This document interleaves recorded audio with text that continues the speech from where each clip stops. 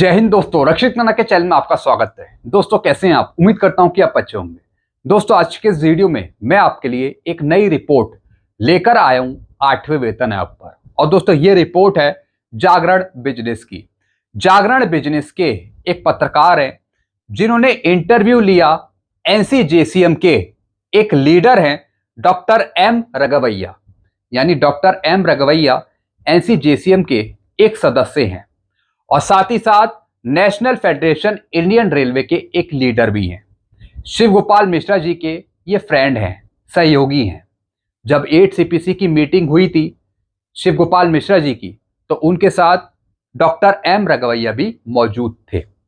अब दोस्तों जो एनसीजेसीएम ने डिमांड रखी वेतन आयोग के सामने, जो प्रपोजल रखा 8 सीपीसी से संबंधित, अब उसमें शिव गोपाल मिश्रा जी ने मांगा फिटमेंट फैक्टर 3.83 का, फैमिली यूनिट मांगी 5, मिनिमम पे मांगी 69,000। कुछ और भी दूसरी डिमांड रखी गई, जैसे कि 8 सीपीसी लागू होने से पहले इंटरिम लीव दिया जाए, 50% डीएडीआर को मर्ज कर दिया जाए। यानी जितनी भी डिमांड्स रखी वो कर्मचारियों और पेंशनर से संबंधित थी। अब दोस्तों जैसा मैंने आपको बताया, डॉक्टर एम रगवैया जो शिव गोपाल मिश्रा जी के दोस्त हैं, उन्हीं के सहयोगी हैं। अब इन्होंने एक टीवी चैनल को इंटरव्यू दिया और इन्होंने बताया कि जो हमने डिमांड रखी है वो कितनी जायज है और वेतन आयोग कितनी डिमांड्स उसमें से मान सकता है। ये सारी जानकारी इन्होंने दी है। और साथ ही साथ पत्रकार ने 10 सवाल पूछे थे कर्मचारियों और पेंशनर से संबंधित इनसे, तो इन्होंने 10 सवालों के जवाब भी दिए हैं आपसे संबंधित, जो मैं आपको समझाना चाहूंगा इसी रिपोर्ट में। यानी जो डिमांड हाईएस्ट की करी गई है उसमें से कितनी डिमांड वेतन आयोग मानेगा या फिर नहीं मानेगा। कहीं ये डिमांड सपने दिखाने जैसा तो नहीं है, इसकी भी जानकारी इन्होंने दी है। इन्होंने बताया कि जो हमने डिमांड्स रखी हैं वो सारी डिमांड्स जस्टिफाई है या नहीं है, और अगर जस्टिफाई है, सही है, तो फिर वेतन आयोग उसमें से कितनी डिमांड्स मानेगा। सारी जानकारी इन्होंने सही तरीके से दी है। तो एक रिपोर्ट में आपको समझाऊंगा इसके बारे में। तो दोस्तों वीडियो को आप शुरू से लेकर आखिरी तक देखिएगा।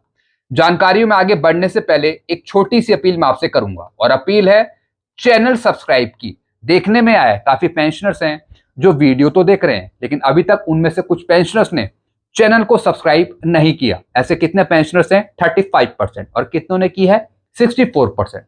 तो मैं आपसे अपील कर रहा हूं, जितने पेंशनर्स ने अभी तक चैनल को सब्सक्राइब नहीं किया, तो वो पेंशनर फटाफट सबसे पहले चैनल को सब्सक्राइब कर लीजिएगा।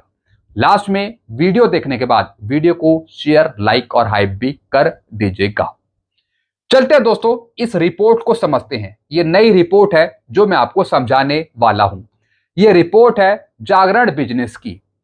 पेंशन कोई भीख नहीं, old pension scheme, DA merger से 69,000 की बेसिक सैलरी तक, ये सब कितना संभव है? 10 बड़े सवाल। जी हां दोस्तों, ये सारे सवाल पूछे गए कि जो आपने डिमांड रखी हैं वेतन आयोग के सामने, जैसे कि 50% डीएडीआर को मर्ज करना, मिनिमम पे देना 69,000, ओल्ड पेंशन स्कीम को लागू करवाना, फिटमेंट फैक्टर 3.83 दिलवाना। तो जितनी भी आपने डिमांड रखी है, क्या ये मिलना संभव है?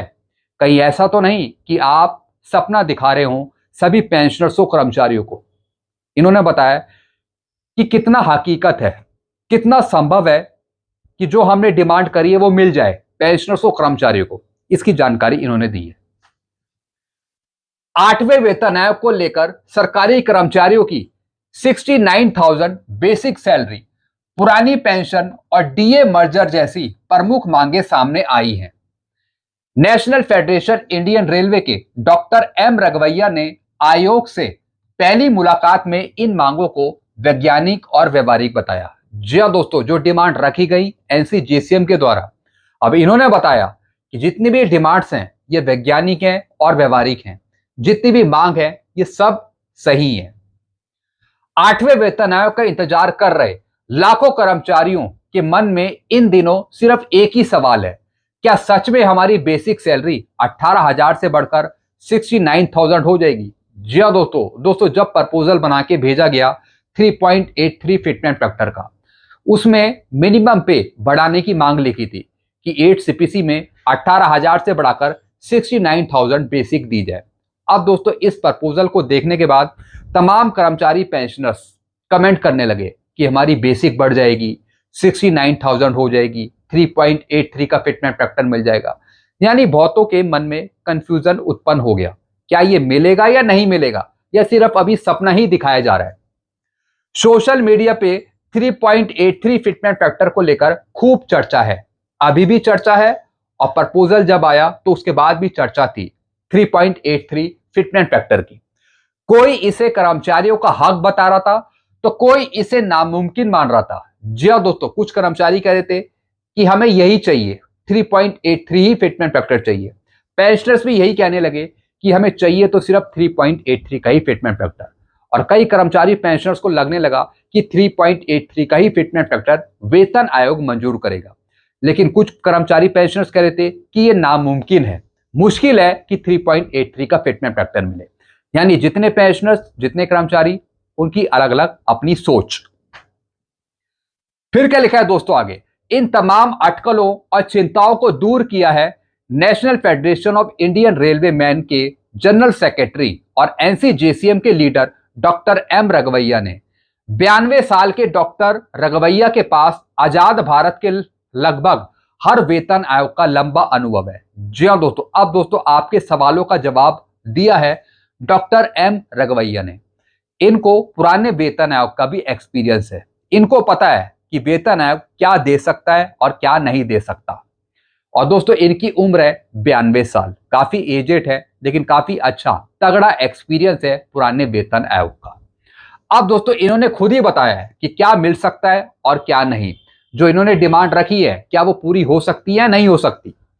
उन्होंने हाल ही में 8वें वेतन आयोग की अध्यक्ष जस्टिस रंजना प्रकाश देसाई और अन्य सदस्यों से मुलाकात की है।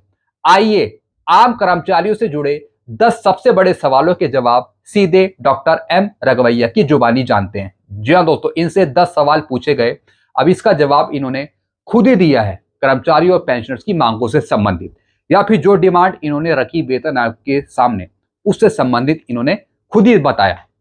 अब दोस्तों यहाँ पे सबसे पहला सवाल था, वेतन आयोग के साथ पहली मीटिंग में क्या हुआ, उनका क्या रिएक्शन था। जी हाँ दोस्तों, सबसे पहला सवाल यहाँ पे इनसे पूछा कि वेतन आयोग के साथ जो आपकी पहली मीटिंग हुई थी उसमें क्या हुआ, और फिर वेतन आयोग की तरफ से क्या रिएक्शन आया। 28 अप्रैल को चंद्रलोक बिल्डिंग में वेतन आयोग की अध्यक्ष जस्टिस रंजना प्रकाश देसाई और मेंबर सेक्रेटरी पंकज जैन के साथ 1.5 घंटे की पहली अहम बैठक हुई। हमने उन्हें साफ तौर पर बताया कि भारत सरकार ने जो $3 ट्रिलियन की इकोनॉमी अचीव की है, यानी इसका मतलब कि भारत की जो आर्थिक कंडीशन है, इकोनॉमिक कंडीशन है, वो बेहतर है।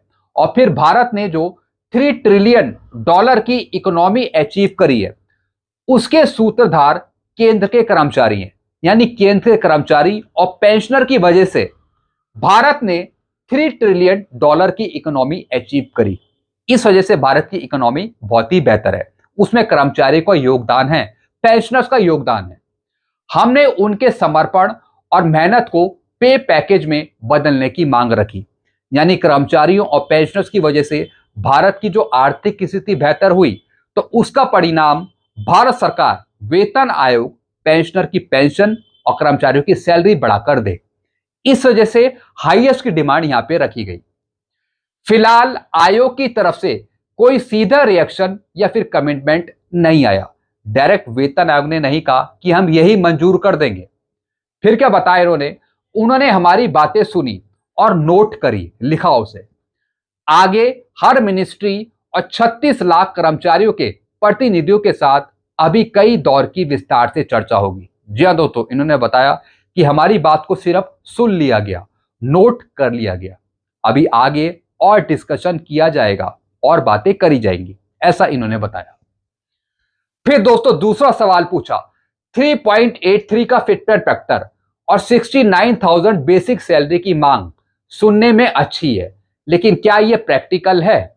अब यह भी सवाल पूछा कि आपने 3.83 का फिटमेंट फैक्टर मांग तो लिया, 69,000 बेसिक सैलरी मांग तो ली, लेकिन क्या यह हकीकत में है, क्या यह मिलेगा। क्या ये प्रैक्टिकल है? ये मांग पूरी तरीके से साइंटिफिक और प्रैक्टिकल है। जी हाँ दोस्तों, इन्होंने माना कि 3.83 का जो फिटमेंट फैक्टर है वो पूरी तरीके से साइंटिफिक है और प्रैक्टिकल है। ये कोई हवा में लिया गया कोई नंबर नहीं है, हवा में लिया गया कोई मांग नहीं है, ये हवा में लिया गया कोई नंबर नहीं है। हमने 1957 के आईएलसी रेजोल्यूशन और डॉक्टर एक्रोइड के फॉर्मूले को आधार बनाया है। एक इंसान को स्वस्थ रखने के लिए 2700 कैलोरी की जरूरत पड़ती है, 2700 कैलोरी की। आज के समय में मोबाइल, कपड़े और जीवन जीने के लिए जरूरी हर चीजें महंगी हो गई हैं। यानी महंगाई के हिसाब से इन्होंने जस्टिफाई तरीके से, प्रैक्टिकल तरीके से 3.83 का फिटमेंट फैक्टर रखा है वेतन आयोग के सामने। अगर 2016 की 18,000 की बेसिक सैलरी में आज की महंगाई और जरूरतों के हिसाब से 3.80 से मल्टीप्लाई किया जाए तो न्यूनतम वेतन 69,000 ही बनता है। जी हाँ दोस्तों, इन्होंने बताया कि 7 CPC की जो मिनिमम पे है 18,000, अगर उसमें आज की महंगाई को जोड़ दिया जाए तो आपकी मिनिमम पे लगभग 69,000 के आसपास ही बनेगी। तो इस वजह से इन्होंने ज्यादा फिटमेंट फैक्टर की डिमांड रखी है 8th CPC में। यानी जो ये डिमांड है 3.83 की, 69,000 बेसिक सैलरी की, ये हवा में नहीं बनाई गई है, ये बिल्कुल जस्टिफाई है और प्रैक्टिकल है।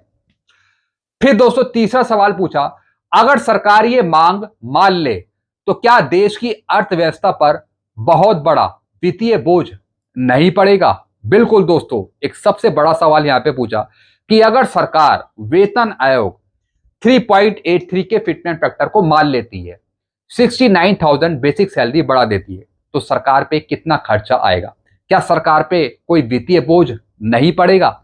अब इन्होंने क्या बताया, सरकार पर बोझ जरूर आएगा, लेकिन आज सरकार की आर्थिक स्थिति इसे सहने के काबिल है।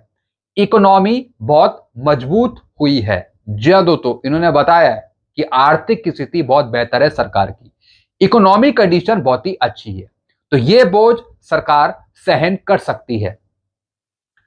अगर हम रेलवे का ही उदाहरण लें तो 40% केंद्रीय कर्मचारी रेलवे में हैं। रेलवे अपना पैसा खुद कमाता है, हम अपनी कमाई से ही सैलरी और पेंशन देते हैं, तो फिर भी मुनाफा कमा रहे हैं। जब कर्मचारियों के हाथ में ज्यादा पैसा आएगा तो उनकी परचेजिंग पावर यानी खरीदने की क्षमता बढ़ेगी, प्रोडक्टिविटी बढ़ेगी। जब ज्यादा पैसा, सैलरी, पेंशन मिलेगी तो फिर चीजें खरीदने की गुणवत्ता उनकी बढ़ेगी। इससे पैसा बाजार में आएगा और इकोनॉमी को भी और भी ज्यादा फायदा मिलेगा, इससे और सरकार की इकोनॉमी और बढ़ेगी। तो दोस्तों प्रोडक्टिविटी की इन्होंने बात करी है, प्रोडक्टिविटी, क्वांटिटी, क्वालिटी की बात करी है कि अगर आपकी पेंशन और सैलरी ज्यादा बढ़ाई जाती है तो कहीं ना कहीं सरकार को भी ज्यादा ही फायदा होगा इकोनॉमी में। तो दोस्तों ये जानकारी इन्होंने दी है कि सरकार पे वित्तीय बोझ पड़ेगा तो सही, लेकिन सरकार की आर्थिक स्थिति बहुत बेहतर है, इकोनॉमिक कंडीशन बेहतर है, तो सब खर्चों को अच्छे तरीके से वो हैंडल कर लेगी, ऐसा इनका कहना है। फिर क्या लिखा है दोस्तों, फिर दोस्तों एक और सवाल पूछा, फैमिली यूनिट को 3 से बढ़ाकर 5 करने के पीछे क्या लॉजिक है?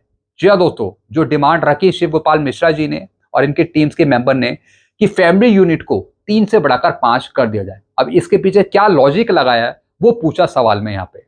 अब इन्होंने क्या बताया, पहले वेतन आयोग पति पत्नी और 2 बच्चों यूनिट 3 के आधार पर सैलरी तय करते थे, लेकिन अब भारत सरकार के नियम और सुप्रीम कोर्ट के जजमेंट कहते हैं कि माता पिता की देखभाल करना भी कर्मचारियों का कर्तव्य है। जब माता पिता की जिम्मेदारी कर्मचारी पर है तो उनके खर्चे भी सैलरी में जुड़ने चाहिए। इस वजह से यूनिट में माता पिता को भी ऐड करने की बात करी है कि 3 की बजाय 5 फैमिली यूनिट इंक्लूड करी जाए माता पिता को ऐड करके, यानी माता पिता का जो खर्चा है वो भी इंक्लूड करा जाए, उसके हिसाब से मिनिमम पे ज्यादा बढ़ाई जाए। इसलिए हमने फैमिली यूनिट को 3 से बढ़ाकर 5 करने की मांग पूरी मजबूती के साथ आयोग के सामने रखी है। यह एक सामाजिक और कानूनी हकीकत है। फिर दोस्तों एक और सवाल पूछा, प्राइवेट सेक्टर के लोग कहते हैं कि इतनी सैलरी तो उन्हें कभी नहीं मिलती, तो फिर सरकारी नौकरी को इतना पैसा क्यों दिया जाता है? अब इसका जवाब क्या दिया, प्राइवेट सेक्टर का मुख्य काम मुनाफा कमाना और कई बार लेबर का शोषण करना होता है। इसके उलट सरकारी कर्मचारी देश की नीतियां लागू करते हैं और गवर्नेंस संभालते हैं, देश का काम करते हैं, विभागों में काम करते हैं। हमारे 80% कर्मचारी रिमोट इलाकों, जंगलों और 48 डिग्री की तपती गर्मी में बिना किसी सुविधा के काम करते हैं। जी हाँ दोस्तों, जैसे कि हमारे जवान। सेना को बॉर्डर पर वार टैंक पहुंचाने का काम रेलवे का कर्मचारी करता है।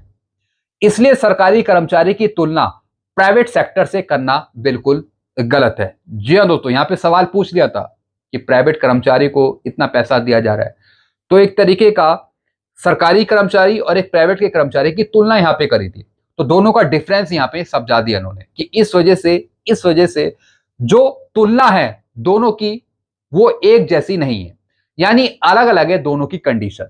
तो इस वजह से सरकारी कर्मचारी की तुलना प्राइवेट सेक्टर से करना बिल्कुल गलत है, वो भी सैलरी का कंपैरिजन। फिर एक और सवाल पूछा, जो लोग मुश्किल जगह जैसे ट्रैक, बॉर्डर पर काम कर रहे हैं, तो क्या उनके लिए सैलरी या फिर अलाउंस का कोई अलग से स्लैब होगा? जी हाँ दोस्तों, एक और सवाल पूछा, जो बॉर्डर पे खड़े हैं, कोई जवान हो गए या फिर जो रेलवे के कर्मचारी हैं, जो मुश्किल कंडीशन में ट्रेन चला रहे हैं, रात दिन काम कर रहे हैं, तो क्या उनके लिए कोई अलग स्लैब होगा अलाउंसेस का? अब दोस्तों यहां पे जवाब क्या दिया, हमने हर कैटेगरी के रोल और रिस्क को क्वांटिफाई करने की मांग की है। एक रेलवे ट्रैक मेंटेनर 15 किलो का टूल लेकर 12 किलोमीटर ट्रैक चेक करता है, तो उसकी जिंदगी का रिस्क बहुत बड़ा है। यानी रिस्क के आधार पे इन्होंने एक स्लैब तय करा है कि इसके हिसाब से इनको ज्यादा मिलना चाहिए। अनिल काकोडकर कमेटी की रिपोर्ट के मुताबिक 2.5 साल में 860 रेल कर्मचारियों की ड्यूटी पर जान चली गई। हमने आयोग से कहा है कि रिस्क, हार्डशिप, ड्यूटी के घंटे, जैसे लोको पायलट 14 घंटे काम करते हैं, तो उनके जिम्मेदारी के आधार पे अलाउंस और पे पैकेज फिक्स किया जाए। जी हाँ दोस्तों, यानी रिस्क के हिसाब से पे, पेंशन, सैलरी, अलाउंसेस यहाँ पे तय करे जाए। अब दोस्तों यही कंडीशन हमारे जवानों की भी है। कई जवान हैं जो ऐसे मुश्किल कंडीशन में खड़े हैं कि कुछ भी हो सकता है, तो उनका रिस्क ज्यादा है, तो उसके हिसाब से उनको मिलिट्री सर्विस पे ज्यादा मिलनी चाहिए। मिलिट्री सर्विस पे एक रिस्क अलाउंस है जो कंडीशन के हिसाब से बढ़ना चाहिए।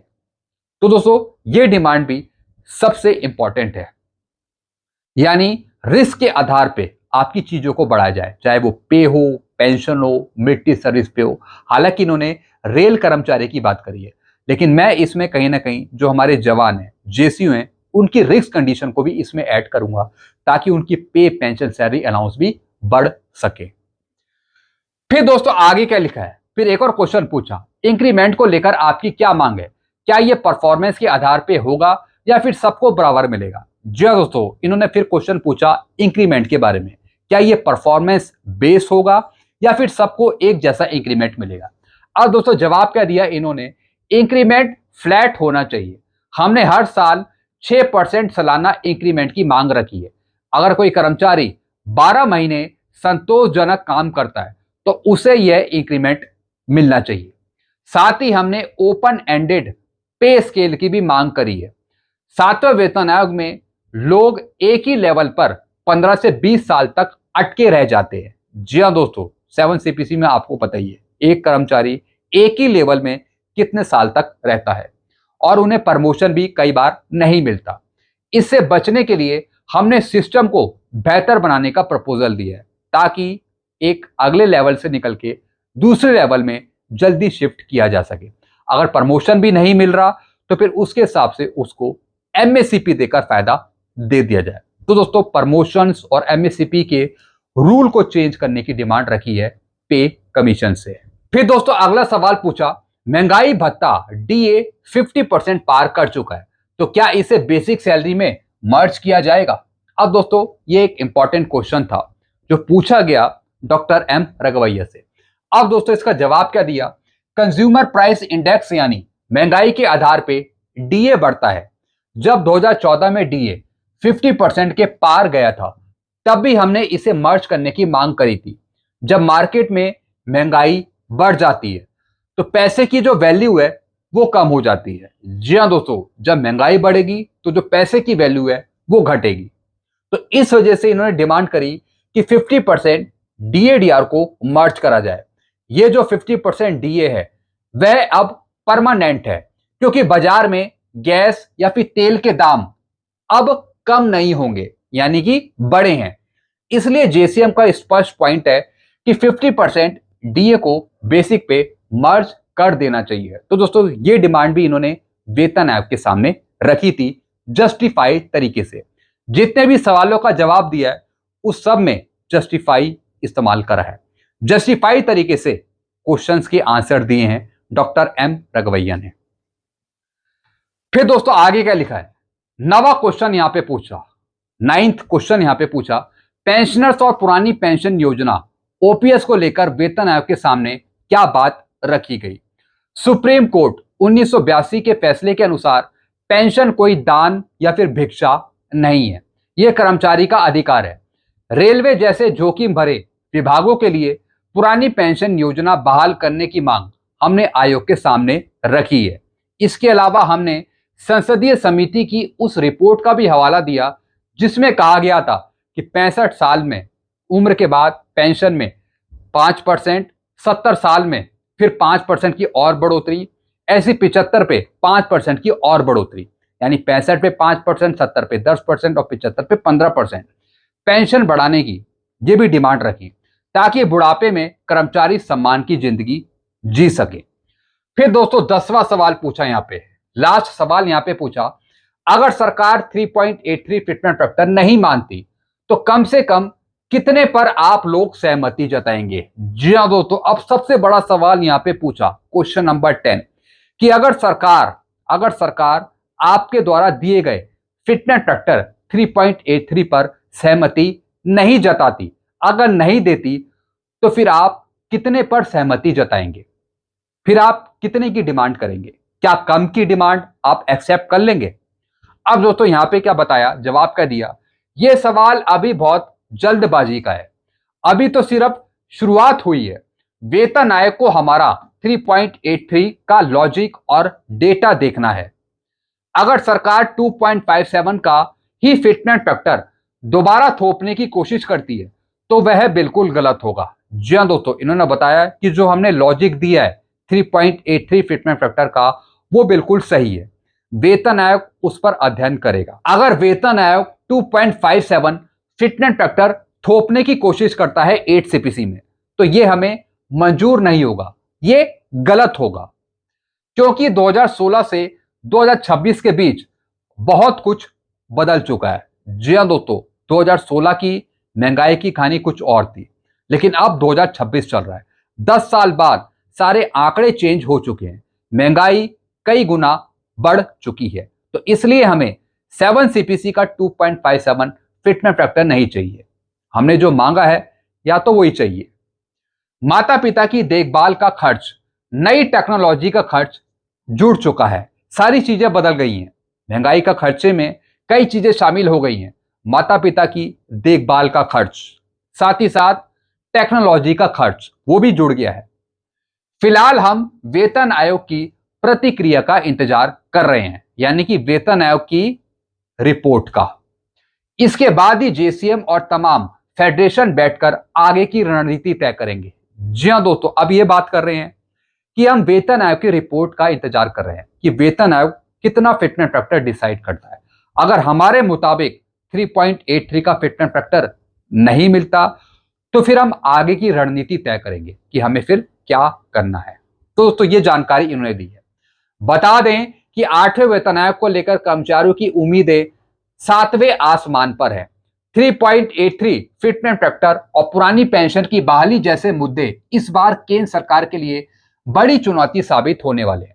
अब देखना यह है कि आने वाले महीनों में वेतन आयोग कर्मचारियों के इन ठोस तर्कों पर क्या फैसला सुनाता है। जी हाँ दोस्तों, ये तो आगे आने वाला समय ही बताएगा कि वेतन आयोग अपनी क्या रिपोर्ट बना के देता है सरकार को, कितना फिटमेंट फैक्टर वो डिसाइड करता है। इन्होंने तो बता दिया कि हम 2.57 भी फिटमेंट फैक्टर मंजूर नहीं करेंगे। अगर वेतन आयोग 2.57 का फिटमेंट फैक्टर देता है जितना 7 सीपीसी का, तो वो भी कहीं ना कहीं गलत होगा। तो महंगाई के हिसाब से 10 साल बाद 2016 के बाद 2026 में जो महंगाई चल रही है, 2 गुनी महंगाई है, उससे ज्यादा महंगाई है, तो उसके हिसाब से हमें ज्यादा ही चाहिए, ज्यादा फिटमेंट फैक्टर चाहिए। तो इन्होंने ये भी कह दिया कि हमें वेतन आयोग की प्रतिक्रिया का इंतजार रहेगा। जैसा वेतन आयोग करेगा तो हम उसमें अपनी प्रतिक्रियाएं देंगे। अगर कम मिलता है फिटमेंट फैक्टर तो हम उसके अगेंस्ट जाएंगे, फिर कहीं ना कहीं हम धरना प्रदर्शन करेंगे, या फिर हम फिर मीटिंग करेंगे, या फिर आगे कुछ नई रणनीति होगी तो फिर वो करेंगे। तो ऐसी जानकारी उन्होंने दे दी। तो दोस्तों यही कुछ जानकारियां थी जो मैंने आपको बताई कि किस तरीके से इन्होंने डिमांड्स रखी, और हर एक डिमांड पर, हर एक सवाल पर इन्होंने सही तरीके से जवाब दिया, जस्टिफाई तरीके से कि किस तरीके से हमने डिमांड रखी है। और ये है पूरा लॉजिक, प्रैक्टिकल सारी चीजें इन्होंने बताई हैं, जो भी दोस्तों इन्होंने यहाँ पे कहा है। तो मुझे लगता है कि जो भी इन्होंने सवालों के जवाब दिए हैं वो बिल्कुल परफेक्ट दिए हैं। जो डिमांड्स रखी गई हैं तो उसके पीछे लॉजिक होना चाहिए, जस्टिफिकेशन होना चाहिए, ताकि सरकार उन चीजों को समझ पाए और फिर उसके हिसाब से कर पाए। तो दोस्तों ये सारी चीजें सही हैं, बस हमें देखना होगा कि जो भी डिमांड करी गई है, वेतन आयोग उन डिमांड्स को कैसे देखता है, क्या चीजें वो अप्रूव करता है, क्या चीजें बढ़ाता है, क्या चीजें कम करता है, क्या देता है, क्या नहीं देता। वो तो जब रिपोर्ट आएगी तभी हमें अच्छी तरीके से पता लग पाएगा। अगर वेतन आयोग इनकी मांग को एक्सेप्ट नहीं करता तो दोस्तों फिर ये आंदोलन करेंगे, फिर दोस्तों कहीं ना कहीं फिर ये बातचीत करेंगे सरकार के साथ या फिर वेतन आयोग के साथ। लगातार इनकी प्रतिक्रिया आगे चलती रहेगी। सबसे पहले देखने वाली ये बात होगी कि जो इन्होंने प्रपोजल बना के दिया है, जो इन्होंने मांग रखी है, वेतन आयोग उसको एक्सेप्ट करता है या नहीं करता। आप भी नीचे कमेंट करके जरूर बताएगा, आप भी अपने सुझाव जरूर दीजिएगा। तो दोस्तों एक ये नई रिपोर्ट थी जो मैंने आपको यहाँ पे समझाई।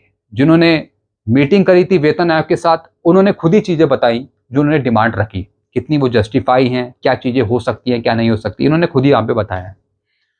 तो दोस्तों ये कुछ इन्फॉर्मेशन थी जो मैं आपके लिए लेके आया था। कुछ पूछना तो आप नीचे कमेंट कर सकते हैं। ऐसी नई जानकारी आपको आगे भी मिलती रहेंगी।